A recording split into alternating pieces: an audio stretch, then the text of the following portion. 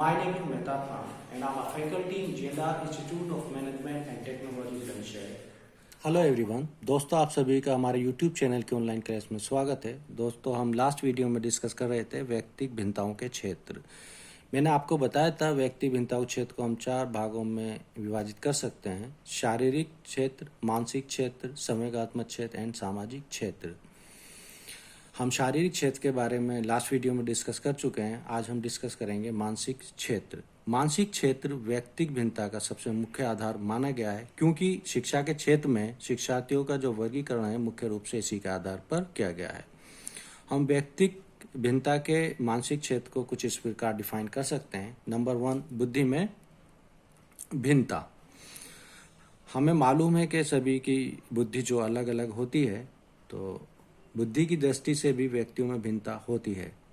कुछ मनोवैज्ञानिकों ने इसके मापन की विधियों का परीक्षण किया, जिसमें मैन थे आपके जो साइकोलॉजिस्ट थे, टर्मेन थे और बिने थे, और उनके द्वारा व्यक्ति की बुद्धि लब्धि ज्ञात की गई और बुद्धि लब्धि के आधार पर उन्हें जड़ बुद्धि से लेकर प्रतिभाशाली बुद्धि तक विभाजित किया गया। वर्तमान में बुद्धि व्यक्तिक भिन्नता का मुख्य आधार मानी जाती है। तो बुद्धि लब्धि का एक सूत्र दिया गया, बुद्धि लब्धि इज इक्वल टू मानसिक आयु अपॉन वास्तविक आयु मल्टीप्लाई बाई 100। सपोज करो किसी व्यक्ति की मानसिक आयु तो 10 है और उसकी वास्तविक आयु 8 है, तो आप इसे 10/8 इंटू 100 अगर आप इसे सोल्व करते हैं तो 125 आपको प्राप्त होता है। तो उसकी व्यक्ति की बुद्धि लब्धि कितनी हुई? IQ level 125। नंबर 2, उपलब्धि में भिन्नता यानी अचीवमेंट डिफरेंसेस। यह समझा जाता है कि शिक्षार्थियों की जो परीक्षा में जो उपलब्धि है उनकी बुद्धि पर निर्भर करती है, और देखा जाए तो किसी सीमा तक ये सच भी है। लेकिन ये उपलब्धि बुद्धि के साथ साथ उसकी जो अन्य रुचियां होती हैं, जैसे विषय के अंदर उसकी रुचि हो गई, उसके अध्ययन की आदत होगी और अध्ययन की परिस्थितियां उस पर भी निर्भर करेगी।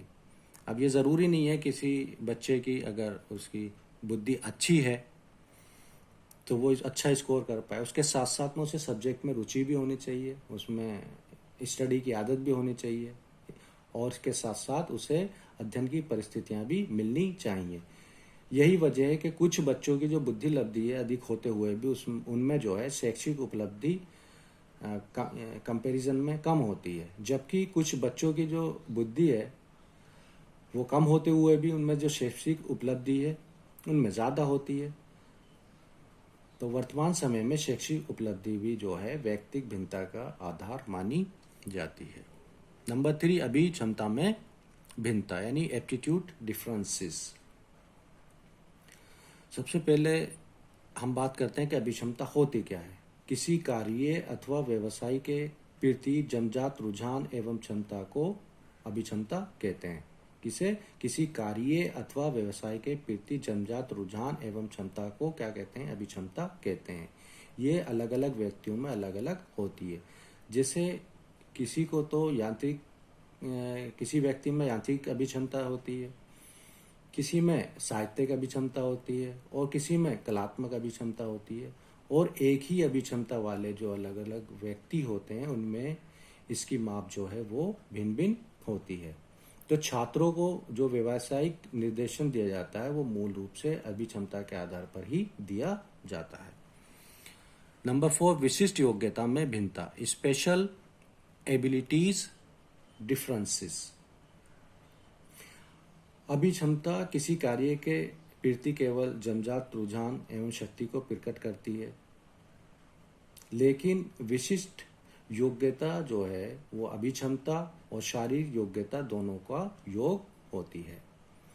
इन विशिष्ट योग्यताओं के आधार पर ही व्यक्ति विशेष किसी क्षेत्र में विशेष में जो है वो कीर्तिमान स्थापित कर पाते हैं। कोई तो खेल में अच्छा होता है, कोई व्यक्ति साहित्य के क्षेत्र में अच्छा होता है, कोई व्यक्ति कला के क्षेत्र में अच्छा होता है। तो प्रेजेंट में व्यक्तियों की जो विशिष्ट योग्यता को व्यक्तिक भिन्नता का एक विशेष आधार माना जाता है। नंबर 5, सृजनात्मकता में भिन्नता यानी क्रिएटिविटी डिफरेंसेस। सृजनात्मकता व्यक्ति की ऐसी क्षमता होती है जो उसे कुछ नई खोज करने के लिए प्रेरित करती है। यानी उसे किसी समस्या का जो समाधान वो करना चाहता है वो परंपरागत विधियों से हटकर कुछ नई विधियों का प्रयोग करके उस कुछ समस्याओं का समाधान करता है।